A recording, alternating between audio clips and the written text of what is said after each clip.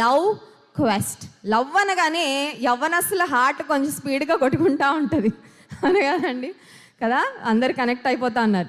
ఒక heart symbol రెడ్గా కనబడగానే ఇంకా అది ఏదో ఒక తెలియని ఉత్సాహం అనమాట, ఏదో ఒక తెలియని ఆనందం. లవ్ 4 అక్షరాల పదమే కానీ it's the most important word, most interesting word and the most beautiful feeling కదా.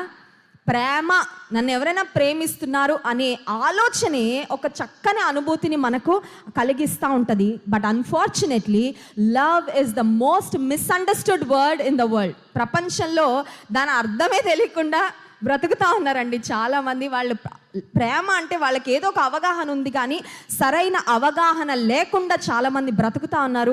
కనుక లవ్ క్వెస్ట్ అనే ప్రోగ్రామ్ ఇది చాలా అవసరం అండి, చాలా అవసరమైన ప్రోగ్రామ్.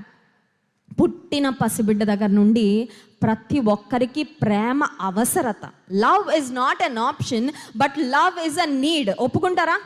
ప్రేమ మనందరి అవసరత అండి. చూడండి, పుట్టిన పసిబిడ్డ కూడా ఏడుస్తూ ఉంటే తల్లి వచ్చి పట్టుకోగానే, తల్లి స్పర్శ తగలగానే ఏడుపు ఆపేస్తుంది. ఎందుకంటే ఆ తల్లి స్పర్శలోనే ప్రేమ పొందేసుకుంటుంది కదా, ఆ కంఫర్ట్ దొరికేస్తుంది. వెంటనే పుట్టిన పసిబిడ్డ కూడా ఏడుపు ఆపేస్తూ ఉంటుంది, చాలా కంఫర్టబుల్గా ఫీల్ అవుతుంది. పుట్టిన పసిబిడ్డ తల్లిదండ్రుల ప్రేమ కొరకు, తల్లి ప్రేమ కొరకు ఆరాటపడుతుంది. పెరుగుతూ ఉండగా మా సిబ్లింగ్స్ ప్రేమ, తోబుట్టువుల ప్రేమ, కాలేజీలో స్కూల్లో చేరిన తర్వాత స్నేహితుల ప్రేమ, వివాహం అయిన తర్వాత జీవిత భాగస్వామి యొక్క ప్రేమ, ఆ తర్వాత పిల్లలు కలిగిన తర్వాత వారి ప్రేమ కొరకు. నిజానికి from the cradle to the grave, పుట్టిన బిడ్డ దగ్గర నుంచి చనిపోయే వరకు కూడా మన బ్రతికి ఎలా సాగుతుందంటే, సింపుల్గా చెప్పాలంటే ప్రేమను పొందుతూ ప్రేమను పంచుతూ బ్రతికేస్తాం. అవునా కదా అండి?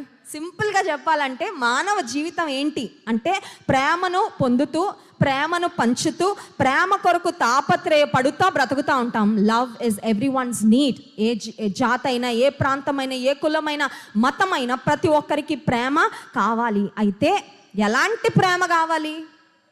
పర్ఫెక్ట్ లవ్ కావాలి, పరిపూర్ణమైన ప్రేమ, సంపూర్ణమైన ప్రేమ కావాలి. ఈ రోజులో మీరు చూడండి, మార్కెట్లో ఏ బెస్ట్ ప్రోడక్ట్ అన్నా